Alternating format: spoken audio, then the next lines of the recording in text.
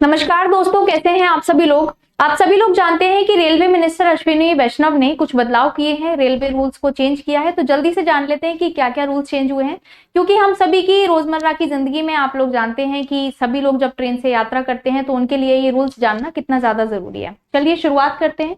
तो सबसे पहले यहाँ पर आप देखेंगे कि क्या क्या नियम जो है जो बदल दिए गए हैं। तो सबसे पहली बात तो ये है कि अगर आप टिकट कैंसिलेशन कराना चाहते हैं तो आप अगर मानो कि आपके पास कोई फिजिकल टिकट है और आपने किसी काउंटर से टिकट कैंसिल अगर आपने किसी काउंटर से टिकट जो है बुक किया है, तो पहले ऐसा होता था कि जिस सिटी से, जिस स्टेशन से, जिस काउंटर से आपने टिकट बुक किया है, जो फिजिकल टिकट आपको मिला है, आपको वहीं जाकर उसको कैंसिल करना पड़ेगा। लेकिन अब ऐसा कोई नियम नहीं है। अब नियम ये आ गया है जो कि 1 अप्रैल से लागू होने वाला है। ये नियम ये है कि अगर आपने मानो किसी और टिकट काउंटर से टिकट जो है बुक किया है, लेकिन अगर आप चाहते हैं किसी और सिटी से, किसी और काउंटर से उसको कैंसिल करवाना, तो आप वो करा सकते हैं। तो एक तो ये नियम यहाँ पर आपको देखने के लिए मिल रहा है।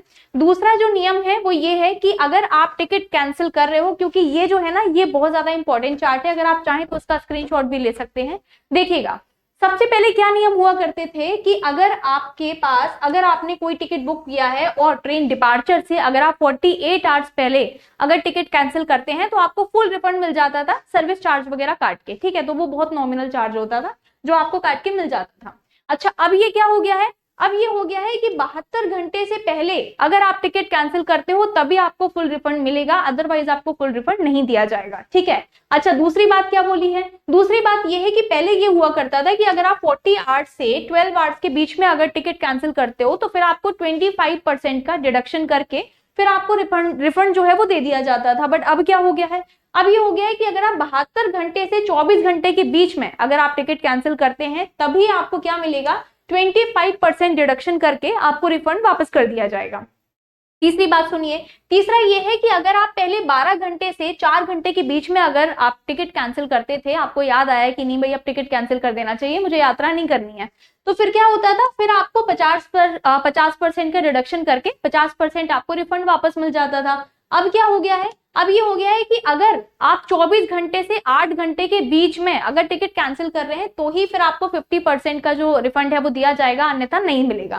फिर दूसरी बात यह है कि पहले ये होता था कि अगर आपको 4 घंटे पहले याद आ गया कि नहीं नहीं यार टिकट कैंसिल करना है, मैं नहीं जा रहा हूँ दूसरी सिटी या जहां कहीं भी आपको जाना है, आपका प्लान कैंसिल हो गया, तो आप टिकट कैंसिल कर देते थे, तो यहाँ पर आपको 50% जो है मिल जाता था यहाँ पर रिफंड। लेकिन अगर आप 4 घंटे के बीच में ट्रेन डिपार्चर से 4 घंटे के बीच में अगर आप टिकट कैंसिल करते थे तो फिर आपको कुछ भी नहीं मिलता था। अब क्या हो गया है, अब ये हो गया है कि अगर ट्रेन डिपार्चर मतलब कि ट्रेन छूटने से पहले 8 घंटे के बीच में तक अगर आप कोई भी टिकट कैंसिल करते हैं तो आपको कोई भी रिफंड नहीं दिया जाएगा।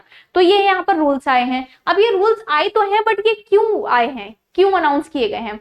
देखो, एक्चुअल में क्या होता था कि जो एजेंट्स वगैरह होते हैं ना, ये बल्क में टिकट बुक कर देते थे और फिर लास्ट मोमेंट पे आके ये सारे के सारे टिकट जितने भी बच जाते थे वो कैंसिल कर देते और पूरा अपना रिफंड वापस ले लेते थे। तो ये चीज चलती थी। तो अब इस चीज से निपटने के लिए ये काम किया गया है, क्योंकि जब ये काम करते थे ना तो जो एक्चुअल पैसेंजर्स जिनको एक्चुअल में ट्रेवल करना था उनको सीट ही नहीं मिल पाती थी, वो बेचारे परेशान रहते थे। तो अब यहाँ पर ये जो काम किया गया है इससे ये होगा कि जिनको एक्चुअल में सीट चाहिए उन्हीं को मिलेगी, अदरवाइज फिर वो सीट जो है मतलब ऐसे ही फालतू टिकट वेस्ट नहीं जाएगा वो। ठीक है, तो ये यहाँ पर किया गया है। अच्छा, अब दूसरा सुनिए, दूसरा ये है कि पहले ये नियम हुआ करता था कि अगर मान लो कि अगर आपकी जो ट्रेन है मानो कि किसी दूसरे स्टेशन से है और अगर आप चाहते हैं कि नहीं ये जो स्टेशन है इसको मैं चेंज करना चाहता हूँ, मानो कि ट्रैफिक बहुत ज्यादा लगा हुआ है, अब ये जो ट्रैफिक लगा हुआ है आप क्या चाह रहे हैं कि मुझे ना ये वाला स्टेशन नहीं, ये वाला स्टेशन जो है वो ज्यादा पास पड़ेगा, तो आप ट्रेन डिपार्चर से 30 मिनट पहले तक अपना जो बोर्डिंग स्टेशन है उसको आप चेंज कर सकते हो। पहले क्या था, पहले ये था कि चार्ट बन जाता था, चार्ट बनने से पहले 4 घंटे पहले तक वो अलाउ था कि हाँ ठीक है अब आप बोर्डिंग स्टेशन अपना चेंज कर सकते हो, लेकिन अब इसको 30 मिनट कर दिया है कि हाँ अगर 30 मिनट भी है ट्रेन डिपार्चर में तो आप अपना बोर्डिंग स्टेशन जो है वो चेंज कर सकते हो। दूसरी बात क्या है, आप अपनी क्लास को अपग्रेड कर सकते हो।